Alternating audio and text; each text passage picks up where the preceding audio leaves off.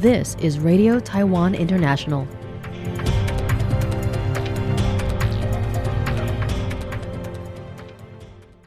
Welcome to the news on Radio Taiwan International. I'm Phil Eskowski coming to you from Taipei, Taiwan. We begin with a look at the day's top stories for Thursday, August 14th.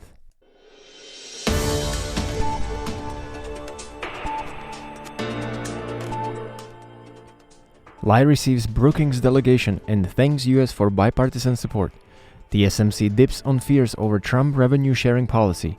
And Taiwan safeguards drug supply amid U.S. tariff threat with four-step plan. But first, today's top story. President Lai Ching-te said on Thursday that Taiwan is not only a hub in the global democratic value chain and the Indo-Pacific's first island chain, but also an indispensable link in the world's non-red supply chain. He thanked the U.S. government, Congress, and think tanks for their long-standing bipartisan support for Taiwan. Meeting with a delegation of scholars from the Brookings Institution on Thursday, Lai noted that Brookings, established over a century ago, is one of the United States' oldest and most influential think tanks. He said analysis and recommendations from its scholars are widely respected around the world and expressed hope that their visit would deepen understanding of Taiwan. The president added that in the face of China's growing threats, through military, economic gray zone, united front, infiltration, media, and psychological warfare, Taiwan will strengthen its defense, build economic security, and work closely with the United States and other like-minded nations. No matter whether it is the ongoing reciprocal tariff negotiations or the double taxation avoidance agreement that would benefit both the United States and Taiwan, we very much hope that through the joint efforts of both sides, we can reach a consensus as soon as possible, deepen cooperation in all fields, and jointly promote progress and prosperity for Taiwan and the United States. Brookings Institution China Center Director Ryan Hess said the visit was a learning journey and expressed hope that the delegation's exchanges would provide deeper insight into the challenges and opportunities facing Taiwan. White House spokesperson Caroline Leavitt said the Trump administration plans to implement an expanded revenue-sharing scheme requiring advanced chip makers to hand over profits from sales to China, sending TSMC shares lower on speculation. U.S. President Donald Trump confirmed that he had reached an agreement with NVIDIA granting an export license for its H20 chips, designed specifically for the Chinese market, on the condition of a 15% revenue share. In addition to NVIDIA, AMD also secured an export license by agreeing to give up a part of its China sales revenue. Leavitt said on Tuesday that the current policy applies only to these two companies but could be expanded in the future. She added that the legality and enforcement mechanisms of the policy are still to be determined by the Commerce Department, and the specific implementation details would depend on the department's guidance. Whether Trump's revenue-sharing system for chipmakers will affect TSMC has drawn market attention. TSMC shares fell more than 2% before midday Thursday. Marbo Securities consultant analyst Winston Wang said that requiring NVIDIA and AMD to share revenue allows Washington to indirectly tax its own companies. However, since TSMC is not a U.S. company, Trump has no reason to impose the same requirement. Analysts remain optimistic about TSMC's outlook and do not expect the policy to significantly impact its EPS or revenue. In response to the United States' plan to raise tariffs on pharmaceuticals, Health Minister Chiu Tai-yuan said Thursday that the Ministry of Health and Welfare will implement 4 strategies to strengthen Taiwan's pharmaceuticals resilience and self-sufficiency by developing domestic generic drugs. The U.S. is considering phased tariff hikes of up to 250% on pharmaceuticals, a move that could disrupt global supply chain, raise production costs, and affect drug availability. The legislature's Social Welfare and Environmental Hygiene Committee invited Chiu, along with officials from the Economic and Finance Ministries, to brief lawmakers on the potential impact. Chiu said that the Health Ministry's strategies include strengthening supply chain early warning systems, boosting drug stockpiles, ensuring fair drug prices, and encouraging local manufacturing. If global supply chain shifts significantly raise production costs, companies can apply for price adjustments with the National Health Insurance Administration to maintain affordability and stable supply. The ministry will also accelerate local production by offering targeted audience and fast-track approvals for drug permits.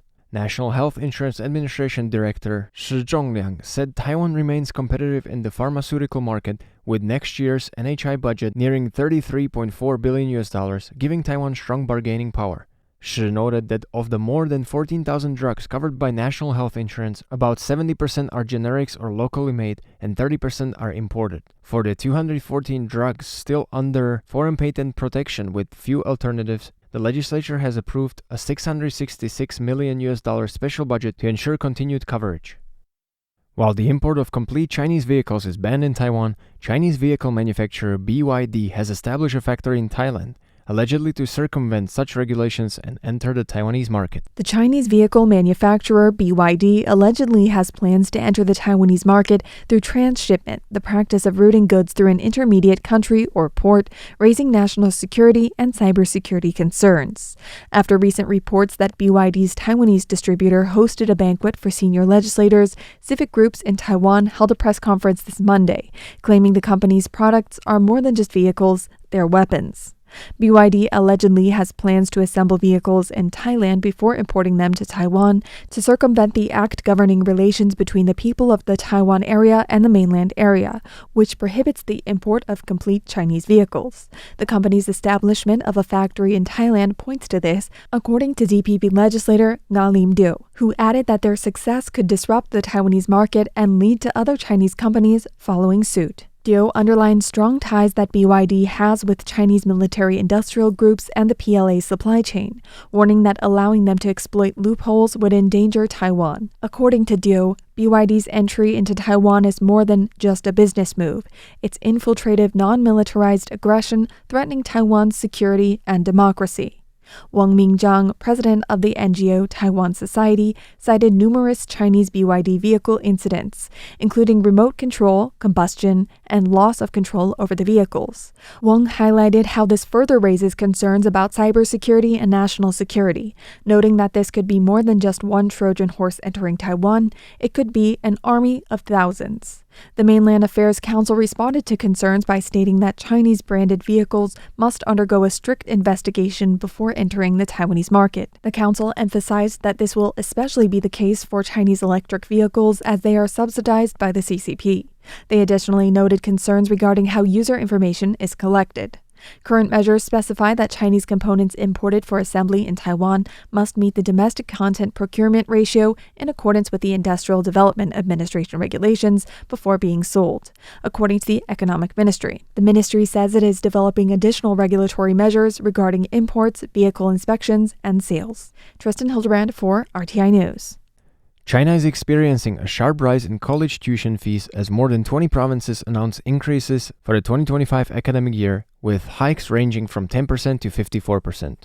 In Shanghai and provinces like Sichuan and Jilin, annual tuition has increased by 20%. Yunnan University's yearly tuition jumped 42% from $858 to $800, while Guizhou University's tuition rose 30% to $900. Private tuitions have raised costs even more, with some programs now approaching $7,000 a year.